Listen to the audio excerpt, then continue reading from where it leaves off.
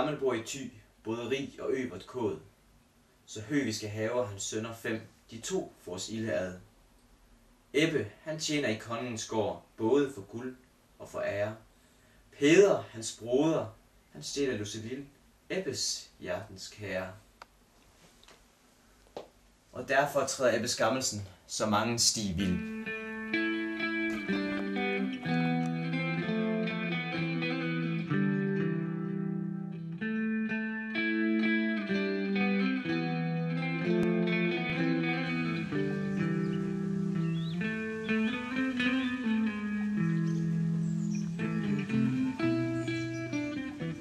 Her sidder I, jomfru Luceville.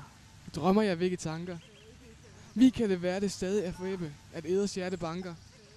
Ebbe, han kender til kærlighed, og for at bekende den er han ej bleg.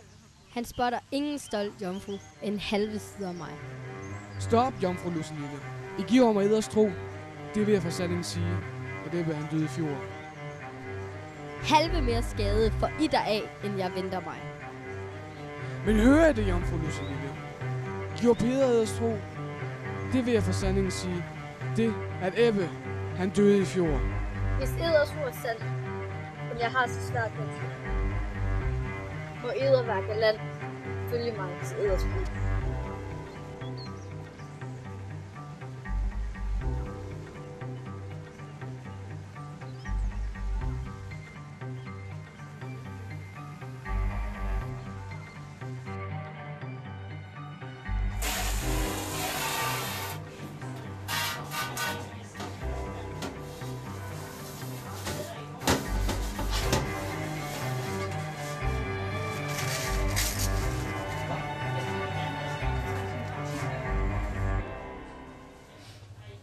Jeg sender denne besked med et suk. Hør her, min kære ven.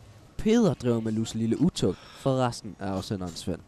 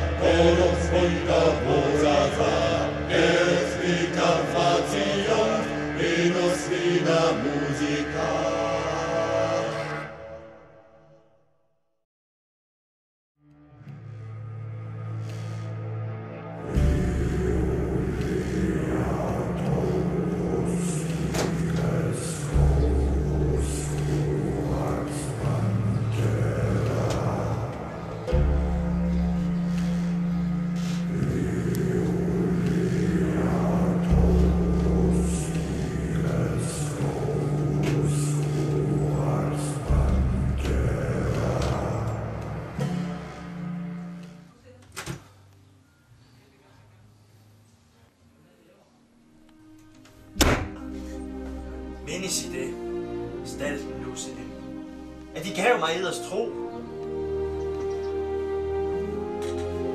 Al den tro, jeg eder gav, den har Peders broder. Men alle de dage, jeg leve må, jeg vil være for eder moder. Jeg lovede jer ikke til min moder. Jeg lovede jer til min viv. Og derfor skal Peder Skammelsen lade sit unge liv. Slår I Peder, eders broder, ihjel, siden skal I mig miste. Så må I sørge jer selv til døde, som vilden fugl på kviste.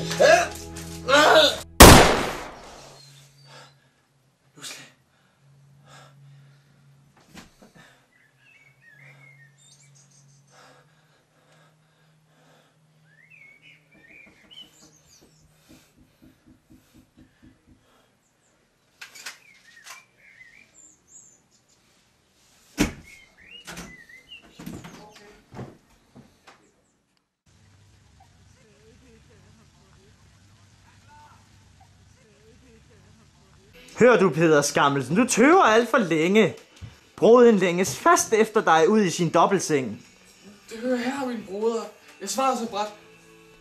Jeg vil da gerne onde at sove hos bruden i nat.